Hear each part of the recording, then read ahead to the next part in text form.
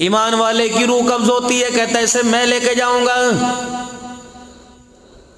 دنیا کی زندگی کے اندر اپنے ایمان کو ضائع کرنے والے کو کہتا ہے میں نہیں لے کے جاتا، تو لے جا، تو لے جا، تو لے جا۔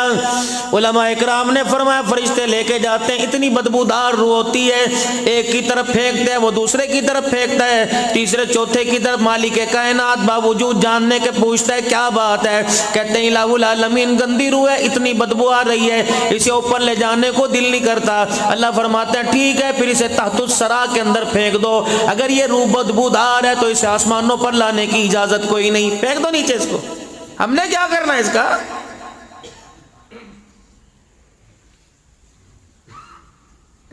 بابو جی یہ من گھڑت بات نہیں، عبد الحنان کی اپنی بنائی ہوئی کہانی نہیں ہے، یہ الفاظ سنے صادق المصدوق پیغمبر جناب محمد الرسول اللہ صلی اللہ تعالی علیہ وسلم نے۔ حجرے مبارک سے آپ باہر نکلے،